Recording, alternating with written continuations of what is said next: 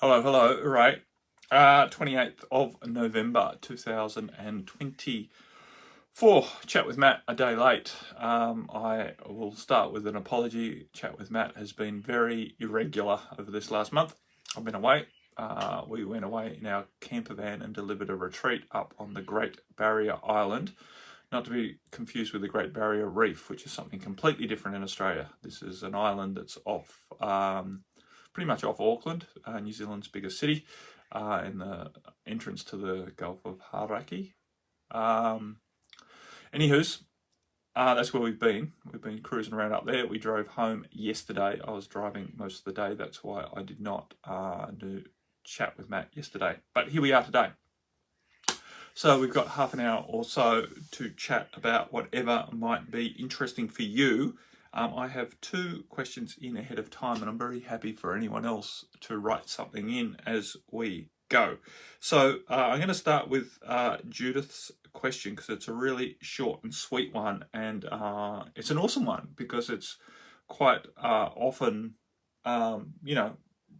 confused, in my opinion. And I'm not, I will start with a caveat that I'm not about to tell you the absolute truth. I'm going to give you some opinions from my side. I'm not claiming to be the oracle of all wisdom and knowledge at all. So Judith asks, what is spirituality anyway? I love the fact that she put on the end anyway, because it it creates the tone for, I'm over this crazy concept sort of thing. What is spirituality anyway? Because so many people are trying to be spiritual, and a lot of people put a lot of effort into portraying themselves as spiritual. Dynamic quantum shifts, Doug came on to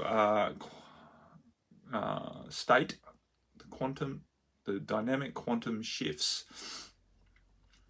That's another whole interesting topic, how much the quantum is shifting at the moment, and just how dynamic and intense quantum shifts are at the moment. But I'm not going to deviate too far. So what is spirituality anyway?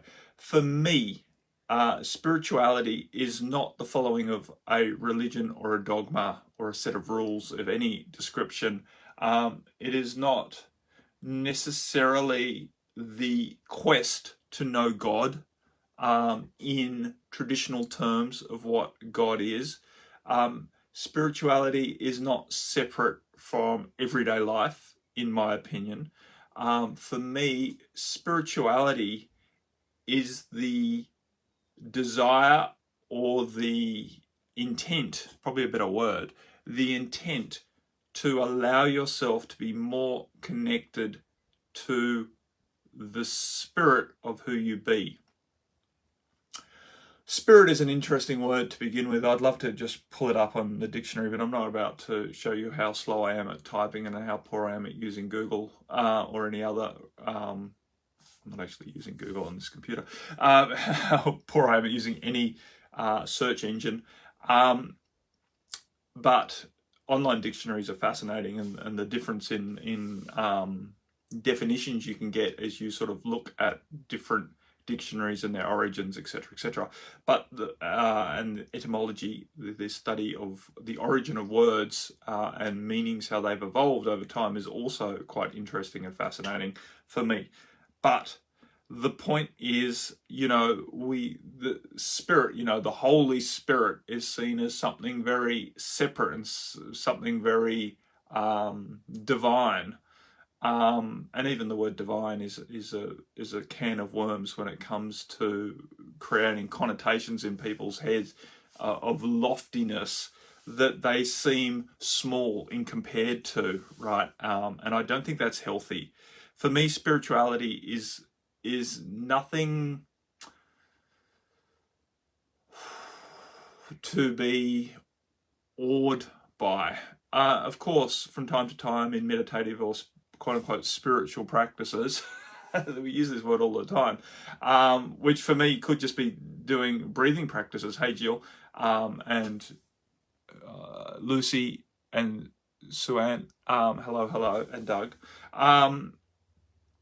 It's nothing to get overawed about. For me, spirituality is simply the quest to know thyself more deeply, to come into a deeper connection with the spirit of who I be, beyond or beneath, whichever way you want to think of that. You can think of it in both terms. I oscillate and try and hold both concurrently quite often, right? What's beneath and what's beyond the egoic reaction I'm having, the small personality reaction, the programmed reaction that I'm having to any particular situation or experience of life. What's beyond that? What's beneath it or beyond it? For me, that's spirituality.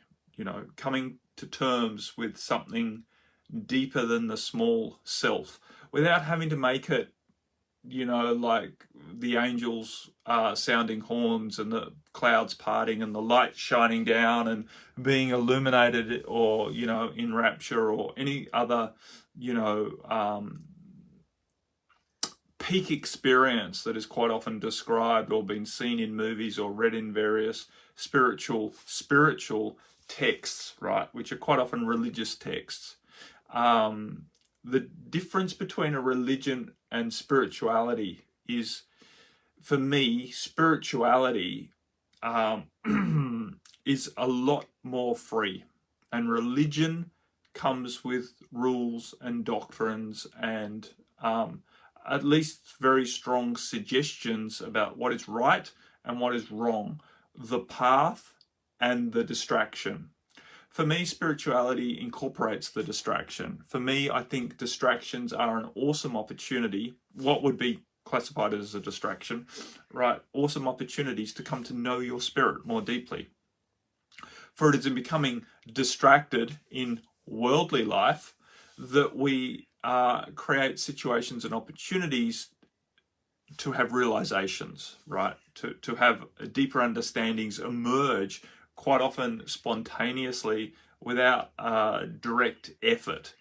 I think always the overriding or underlying intent to know yourself more deeply in a spiritual way, in a more etheric way, in a more energetic way, that's a good word to use here, more energetic way, to know yourself more energetically rather than just superficially, what's on the surface, what you can see, what you regularly interact with and to some degree understand, like as if any of us understand how our mind and our emotions are really functioning, or to that matter, how our bodies function. It's a complete mystery to me how this body is so amazing.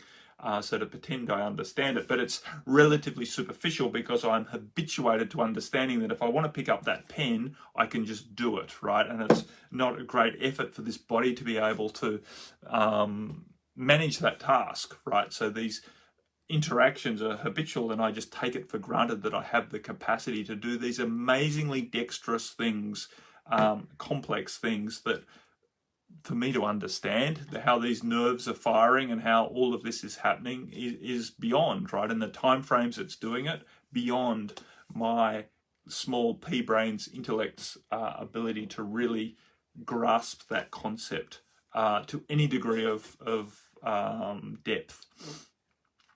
Anywho's, so for me, spirituality is really just the opportunity to keep growing into not necessarily a greater understanding of who I be, but a deeper appreciation of who I be, right? Because this whole concept of understanding something is coming from that same little ego that thinks you can put things in boxes and create absolute definitions around things, which for me, spirituality is the process of expanding out of the desire to reduce everything down to something that the pea brain can understand and really grasp the magic, the miracle, the magnificence of this creation and my experience of it.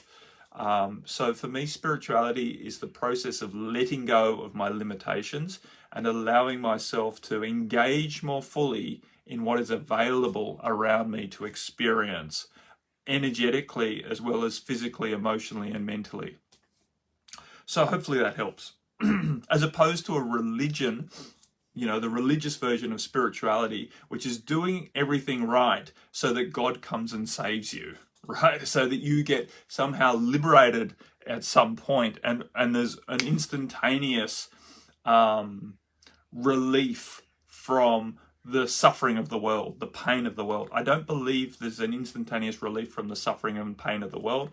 In my version of spirituality, we gently transcend the depth of that suffering and the intensity of pain through a greater appreciation of who we be and the smallness, the relatively smallness of the pain and the suffering it causes. It's a relatively small part of us. And as we start to embrace more and more of the expansive aspects of ourselves, that pain and suffering becomes less influential in our experience because we recognize its comparative irrelevance in the bigger scheme of things. And this, in my opinion, is always going to be a relatively gradual process. Of course, from time to time, you might have a peak breakthrough, a moment, whether that be in a meditative experience or whether that be an interaction with someone or watching a sunset or some other random thing or a near-death experience or some sort of fright or whatever, right? All sorts of triggers can occur to create a relatively small quantum step, which seems big at the time, a big breakthrough, a realization, but it's never the be end and end all, and you don't get to say you've crossed the line at that point. Now I'm spiritual, now I'm awakened, right? I think that concept of you're either asleep or awake is very, very small-minded and not very spiritual. And this idea of realization occurring or enlightenment happening in one foul swoop, I don't think is very practical or helpful for the vast majority of us. And maybe it happens for a very, very small number of people. Hey, Sister Kelly, for a very, very small number of people. But in general, hanging out for that, expecting that is not healthy, in my opinion, and not helpful in the progress or process of spiritual evolution, growing to know more of yourself, not necessarily intellectually, but appreciatively to know more of self. Anyway, hopefully that helps in how I sort of see spirituality. What is spirituality anyway? A natural process of getting to know yourself and appreciate yourself in a greater capacity beyond the superficial. Sister Zena wrote in, "Hi Matt, seems like ages since I tuned into a chat. That's because I haven't done many in quite a while.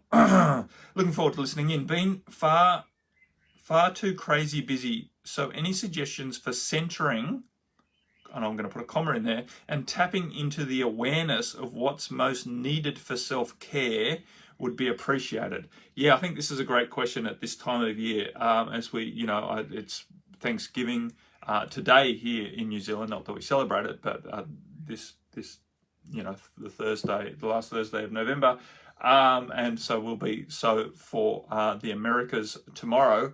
Not the Americas, the United States of America, because Canada's had their Thanksgiving, I believe. But it marks the start of this quote-unquote holiday season where things tend to get crazy as we wind out the calendar year, the Gregorian calendar year anyway, and stress levels tend to increase. The expectation that you're supposed to be meeting with family and having good times with family, etc., can be pretty hard for a lot of people to navigate at this time. And it's busy. It's a busy time of year. Extra pressures, there's extra work pressures, there's all sorts of other things going on. Yeah, that's great. Jill said, "For me, as soon as you reach a big realization, I just know how much more I need to realize. It's an ongoing process." Yeah, and I'd take out the word "I need to realize," but I would put in there how much more there is available to realize. I think, they say ignorance is bliss. And once you know, and one of the first steps, or one of the earlier steps in becoming knowledgeable, is realizing just how much you don't know, right? When you go to a wise man, they profess not to know very much because they've come to realize the lack of capacity of this facility in knowing. So yes, I think it's very true. As you start to realize, you you naturally become more humble because you realize that you don't realize much. Whereas before, we tend to be deluded in grandeur that we're an expert in something, or we're good at something, or we have we are spiritual because we've been going to church every day, or the temple, or the ashram, or whatever, right? You know, I'm not going to go down that path. I was going to tell a little story, but I won't, because I want to go with what Zena's written in here. Any suggestions for centering and for developing the awareness to know what's the best thing to do to look after ourselves during this time? For me, it comes back to basics. It's really beneficial to maintain some habitual practices, right, that you do without much failure. Do without fail sounds all very conclusional, doesn't it? To do without fail. We all fail, of course. No practice is without fail. But to do more often than not that help us stay centered, grounded, and aware in what would best serve us. And that usually, actually, always really centers around doing things that help you reduce your stress response.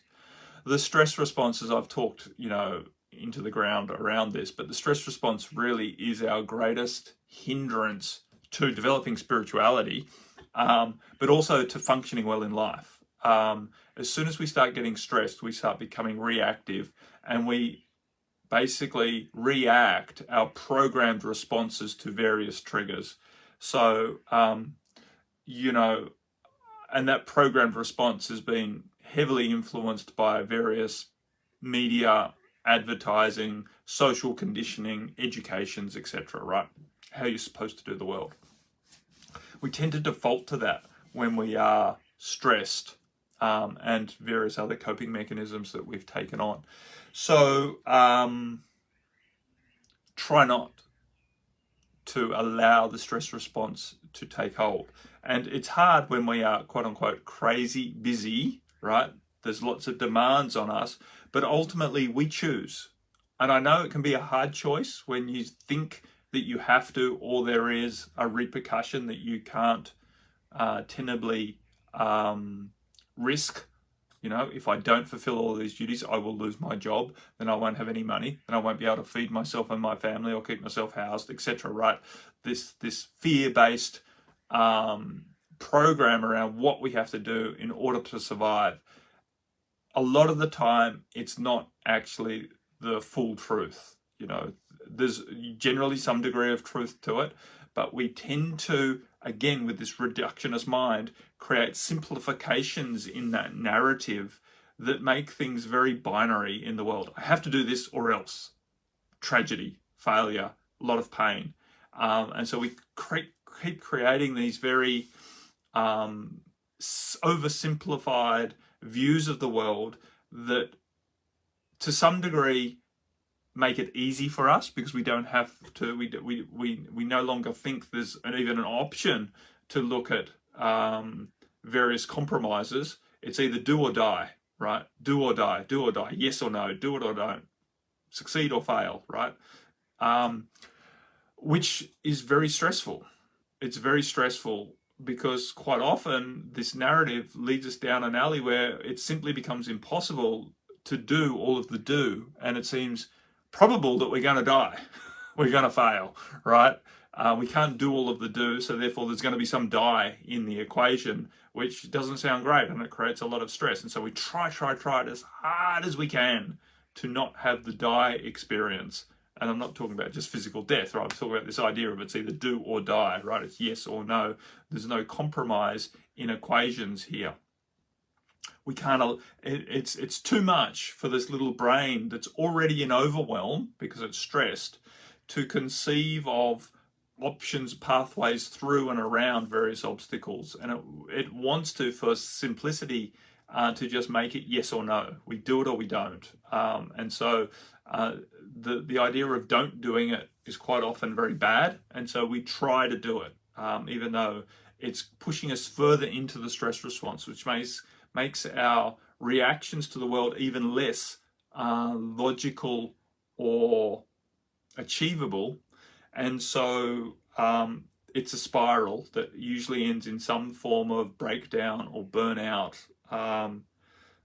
etc., right? Or deeper reliance on coping mechanisms such as drugs, alcohol, various distractions, losing ourselves, becoming very ungrounded or not in our bodies, not really experiencing the experiences anymore because we've become overwhelmed, right? The experience, the fear of the outcomes has become so much that it's pushed us out of our bodies in one way or another. So simply do what you need to do. Do some breathing exercises before you leave the house. Invest 10 minutes in a short meditation that combines deep breathing, utilizing your diaphragm, right? So you feel your belly rising and falling. You can do this in bed. I find it much easier to get out of bed because if I'm in bed, it's much easier for me to sort of continue with daydreams and not stay connected to the practice. So for me, sitting up in some way out of bed makes it much easier to do practices, which we could call spiritual, because they help you reconnect to the spirit of who you be, the energy that you be, rather than the mental projection of who you are, the program. That doesn't have to take a long time, and it doesn't have to be particularly complex or difficult or esoteric, right? It could be as simple as having a shower with intent to wash yourself clean of energy that's not serving you, and to do some breathing right down into your belly with long, slow exhalations that help you release a stress response, so that you come back to reminding yourself that fundamentally you are a much bigger being than you are cognitively realizing, aligning with, recognizing. You're not recognizing how powerful you are. That goes for all of us. And it's, for me, that's imperative to remind myself of that, because it makes me feel stronger in the world to recognize that my little self is not all of me. And when I'm feeling overwhelmed in the little self, there is a bigger self to lean into, right? To rest into, to rely on, to trust, right? And I know that can feel hard to let go of trying to control everything with the little self, but trying to control everything with the little self is just a recipe for increasing a stress response that makes it even harder to have outcomes that you desire, right? It actually reduces your ability to control everything else when you're trying to control everything else. And in my opinion, we don't have to control anything much at all other than our own reactions to stimuli that are coming up. And in controlling our own reaction is not even controlling what thoughts pop into your head or what your initial reaction is, right? We don't get to control that quite often.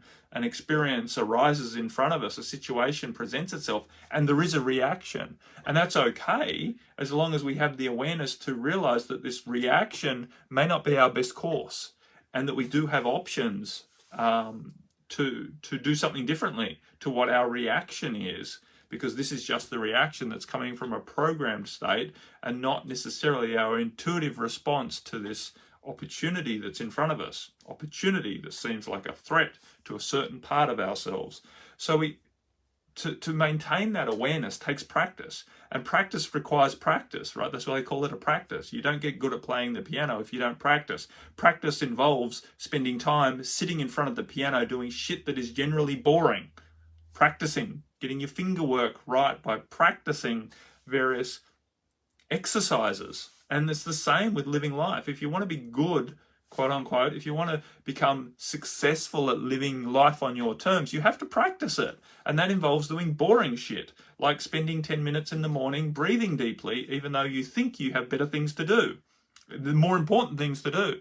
You know, it's like the old Buddhist joke, you know, everyone should spend 20 minutes a day meditating, except for people who don't think they have enough time. Those people should spend 40 minutes a day meditating, right? Because if you're deluded into thinking that you don't have time to do your 20 minutes of practice a day, then you really need to practice, right? You really need to cut out of the bullshit that's going on in your head that thinks that you don't have the 20 minutes to center yourself and to set your intention for the day. Because if you don't do that, you're going to be in reaction mode for the whole day, and you're going to have a very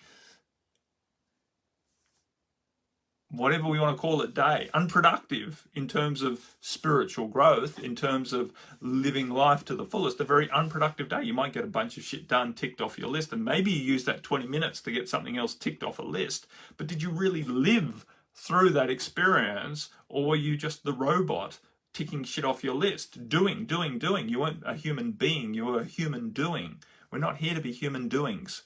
We're here to be human beings. And to be, we need to center.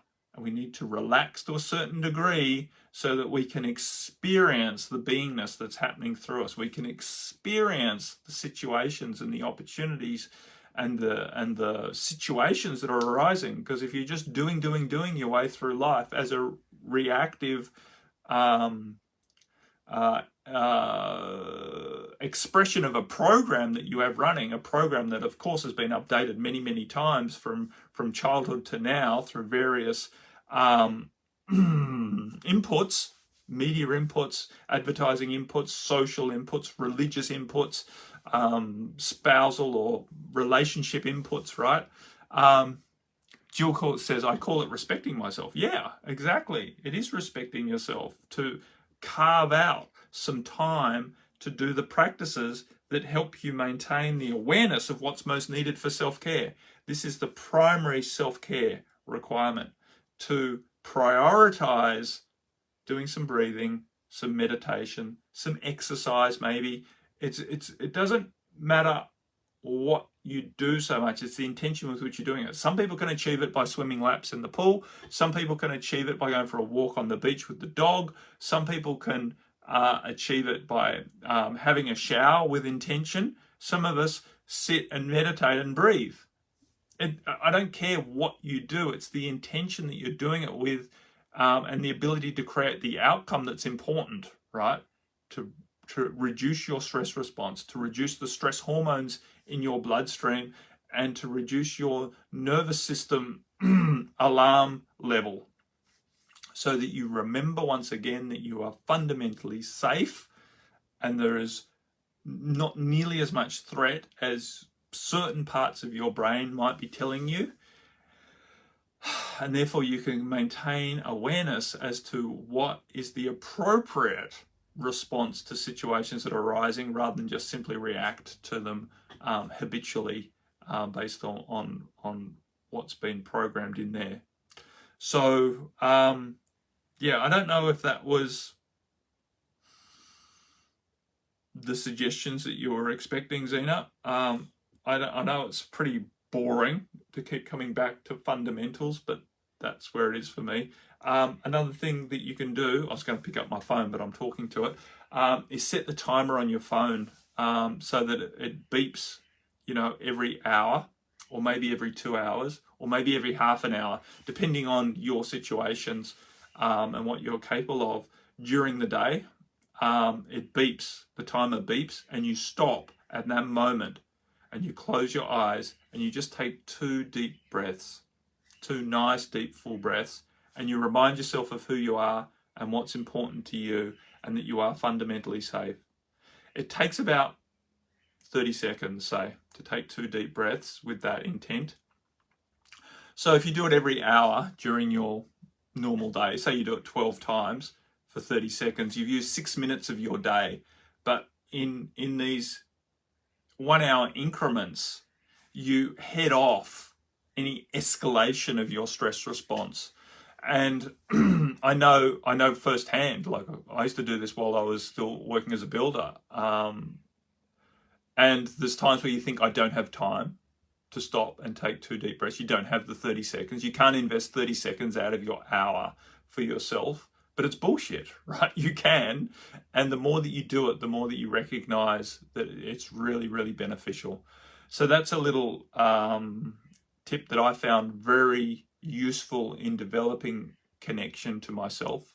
Yeah, different gratitude statements. Exactly, Jill. Gratitude and appreciation is really useful, especially if you can do it from the heart and not just from the mind, right? Not just doing a gratitude statement by rote because you believe it will help you, but doing it because you are truly choosing to align with the vibration of gratitude, and you are truly choosing to bring your awareness to how lucky and how fortunate you are to be experiencing this human life through your lens at this time. Because doing things by rote can have an adverse effect. I know a lot of people who have tried affirmations religiously. It almost seems like they're lying to themselves, and they create this interesting funky energy where they create even more disconnection in themselves, because they're saying stuff that they don't believe, they're saying stuff that they don't align with, and that's not useful, because no one likes to be lied to, and especially not lied to by yourself, right? And so don't lie to yourself, because that's just creates division that's not useful. I always like to let go of the absoluteness of any affirmation or gratitude statement, and create it around a choice. Like, I'm choosing to feel grateful in this moment, right? Because it doesn't feel like a lie unless I'm not choosing to feel grateful in this moment. But when I state that I'm choosing to feel grateful, I'm generally directing my intention that I am. Anywho's, I've done my half an hour. Hopefully that has helped, my friends, both in a little bit deeper recognition. I don't want to use the word understanding. A little bit of recognition around what spirituality really is. Anyway, I like the anyway on that, and how we can get through the chaos and the intensity of what we're currently facing, because it is a very chaotic and intense situation on the planet right now, energetically. Like, we've just had some different really funky, I think it's been solar energy, which I felt quite full on the last few days, and we've also got all of this external stuff of the old system being crazy out there in the world. Our politicals, our medicals, our all sorts of social structures are really having interesting times right now, which in the big scheme is really, really good and necessary, but to the small self, it's very destabilizing and quote unquote scary, threatening. So be compassionate with yourself, be compassionate with others. I think this holiday season / Christmas, etc., is going to be more crazy than any other, right?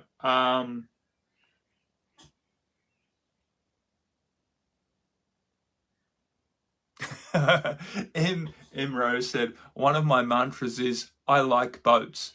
It brings me to this childlike space sort of created itself at some point. Always brings me to my heart with gratitude.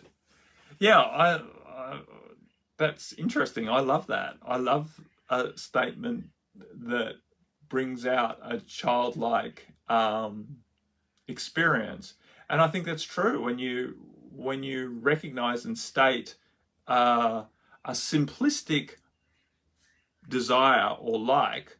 I think it can help to reset us out of whatever we think is so dangerous and important in the moment, right? When we're lost in the stress of trying to be a good, right, proper adult person in the world, to remind ourselves that basically we are children.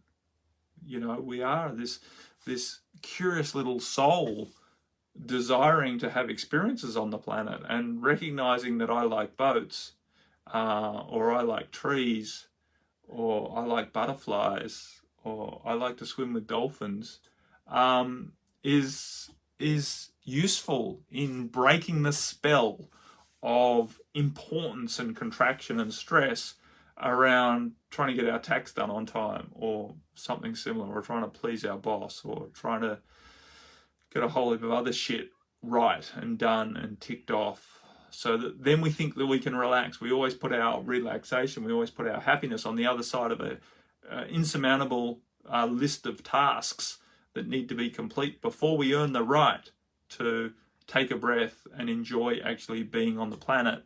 And so let's stop putting our happiness on the other side of an insurmountable list of tasks and claim it right now, because I like boats. And why not? And yeah, I also enjoy being silly, Rose. It can be very, very helpful in breaking energy, to be a little bit silly. And no one ever knows. Yeah, and I quite like shocking people by being silly in front of them sometimes, because they think that I'm supposed to be, quote unquote, spiritual on yoga retreats and such, you know. They're expecting me to be, you know, proper and correct. And when you know, be silly and whatever, insubordinate, it's not the right word I was looking for, non-compliant, another word that was not really the right one, not sensible, or that's not even the right word. But anyway, when you basically break the spell and be naturally high vibrational rather than the picture they have of spirituality or togetherness, it helps. Yeah, and laughter is important, as Jill said, laughter therapy.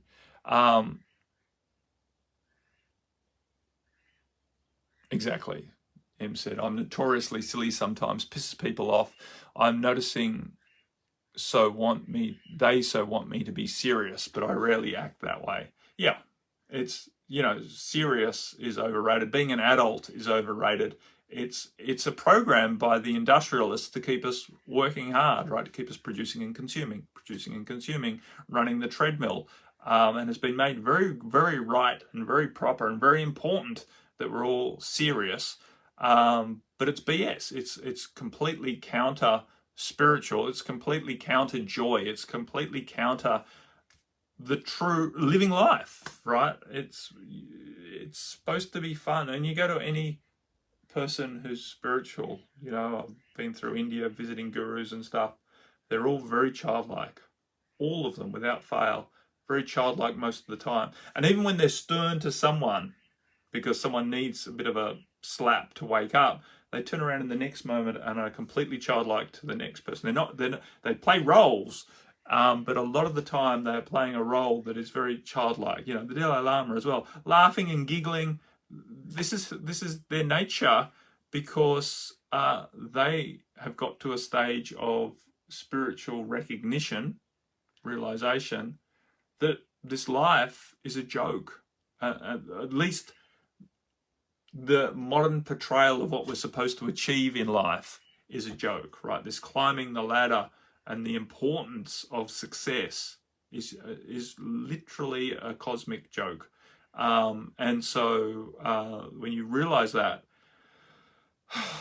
a lot of stress can slip off your shoulders, and you can really tune into the small moments of joy that are available in every day, and they can be magnificent in their depth and in their influence over you when you recognize that watching a butterfly, you know, on a flower is just as important as completing that report that's on your desk. To your soul, you know, much more important to your soul to recognize the beauty of life than to complete the task that you think you need to do in order to get the money, to get the food, to keep the house and you know. I'm not saying we should all throw our jobs in, but if we lighten up a lot, we can keep our jobs and do them without nearly so much stress and nearly so much suffering, and actually bring a much better balance to our lives. Anyway, friends, much love. Great to be back. I'll be here again next week. I'm home pretty much, other than some unplanned hiking / tramping, we call it here in New Zealand. But for the next little while anyway, through to mid-February, when we're heading off to do the Stewart Island retreat, Rakiora. But until then, I've got some home time. I'm going to paint the house, do some other things. Not that the weather's good for painting today.